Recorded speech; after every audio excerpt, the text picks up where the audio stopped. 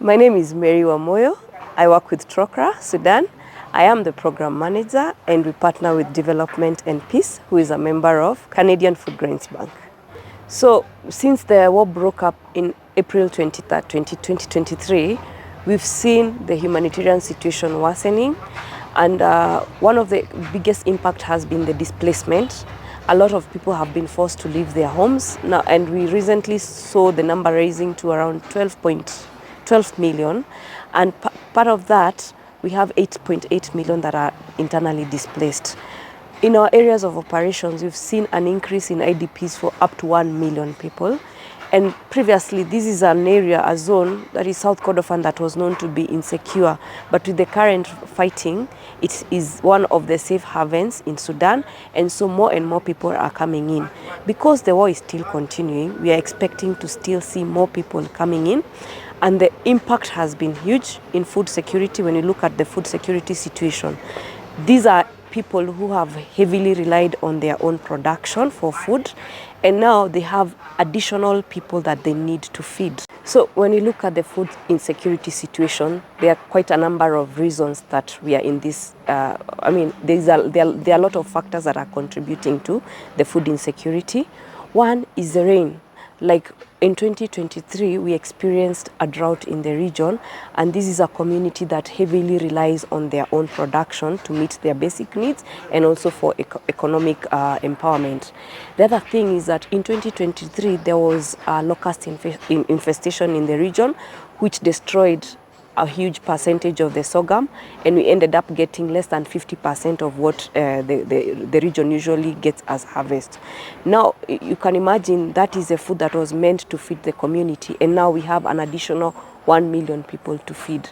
So you find that the lean season started very early in May. And one of the other things we saw is that because of the food not being available in the markets, there was high inflation, where we saw the price of sorghum, which is the staple food, go up 600%. And this is because, one, there is no food, and also the markets, the cross-line markets where people would access food from the government areas, now they've all been closed down, and you only have one market that we are using right now, which is a cross-border market from South Sudan. And as you might be aware, South Sudan is also facing their own challenges, also relying on the neighboring countries for food sources. So we've seen that as a challenge, and the impact, one of the major impact has been on the malnutrition. We are seeing high cases of malnutrition in children. Like we saw our numbers of children with severe acute malnutrition almost double from what we treated in 2023 and what we treated in 2024. Like, to be precise, in 2023 we treated a total of 2,900 children with severe acute malnutrition, while in 2024 we treated a total of 4,100 children. So as we can see, this is kind of, the impact is being felt even in the programs, not only in the treatment, but also even in terms of the children or the people we are seeing in the hospitals with diseases, showing with diseases. The food security situation is worsening, and in my 5 years in working in Sudan, in 2024, I met families who were surviving on leaves.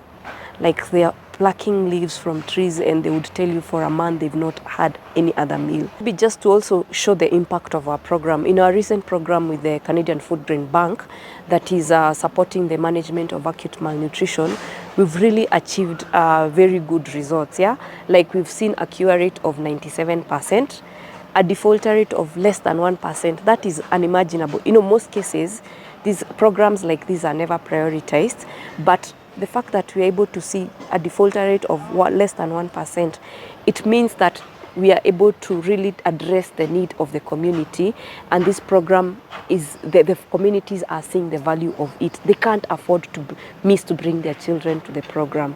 So for me, that is really something impactful, and I would also attribute that to the fact that we've gone further to them. Instead of waiting for them to come to the facilities, we've gone closer to them so that they don't have to walk for very long distances to bring their children to the nutrition program for treatment.